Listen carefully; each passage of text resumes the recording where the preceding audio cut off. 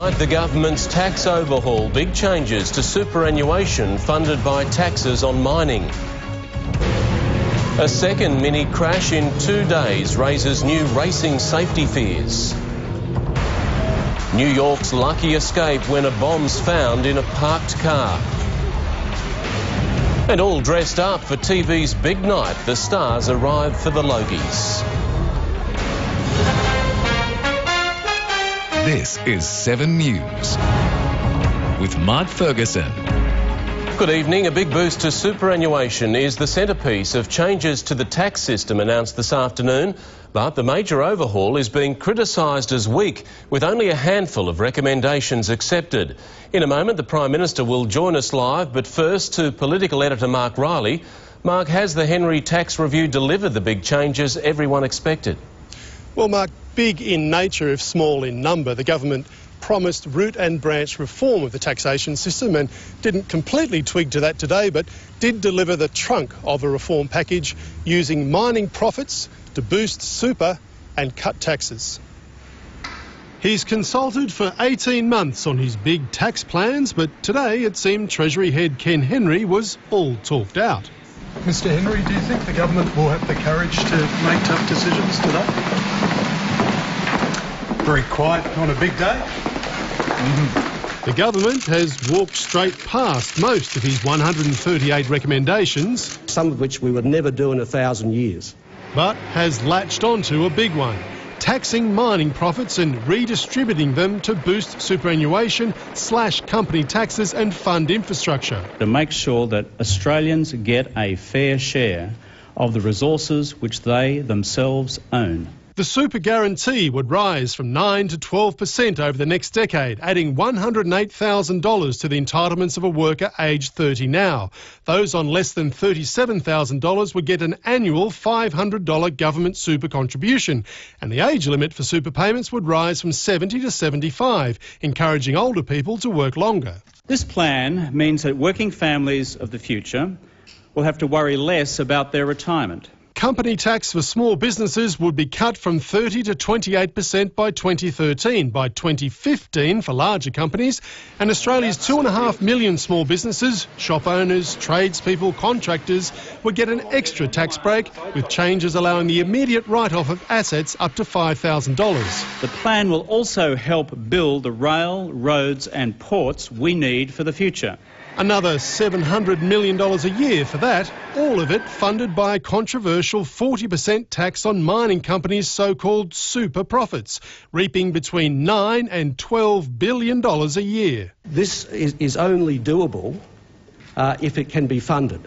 And like the emissions trading scheme, it won't be doable at all if the opposition blocks it in the Senate, and that's what it's threatening to do. What we've got here today from the government is a tax grab, not tax reform. Taxing times ahead. And measures to make tax time easier were among the many things missing today, but perhaps the government's keeping that up its sleeve for next week's budget, Mark. We'll wait and see, Mark Riley. Thank you. The mining industry's digging in for a fight against the government's new resources tax. Unions have welcomed the superannuation changes, while businesses aren't happy about having to pay for them. Alex Hart looks at the winners and losers. Stronger, fairer, simpler is the government's slogan. Costly is the reality for big mining. Well, we're very disappointed.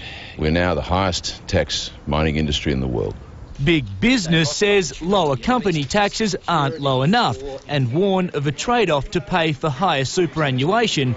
Take-home wages won't increase by as much over the next decade. That proposal is not acceptable to the business community. It is to unions, despite demanding 12% compulsory super by 2012. They're happy to wait 7 years longer. It's a big win for Australian workers and a big win for Australian unions. The industry says millions of Australians will benefit. But our Christmas came early today and we're pretty happy with what we've got. So are seniors, although they want the age limit on super contributions scrapped altogether. The issue of mature age employment remains outstanding for this government. So does improving housing affordability for low-income earners.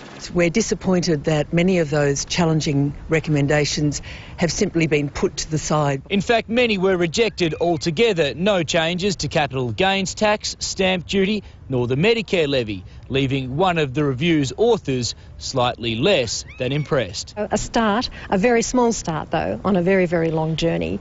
Alex Hart, 7 News. Seven's finance expert David Koch was in the lockup. David, what's your verdict? Was this genuine tax reform? Mark, a real golden opportunity missed. This was meant to be the start of the taxation revolution, the government's response to the Henry Review, but basically the government wimped out. Henry made over 130 recommendations to overhaul the tax system. The government only adopted a handful. For us ordinary Australians, superannuation is probably the key.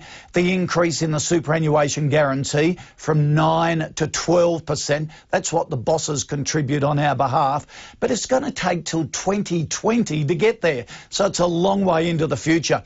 Our business will have their company tax reduced from 30 to 28%, probably to offset the extra super they're going to have to pay. But again, most small businesses don't operate under a company structure, so they're going to miss out. All in all, it was really a disappointment, an opportunity lost. Thanks, David. And the Prime Minister joins us now. Mr Rudd, is that the case? Have you wimped out? Have you missed a golden opportunity? Well, I like Koshy a lot, but I've got to disagree with him on this one. The bottom line is this. If you're out there, one of the millions of Australians worried about the adequacy of your long-term superannuation, this is the change that's been waiting to happen for the last 20 years. This government has made that decision to increase the superannuation guarantee from 9 to 12%.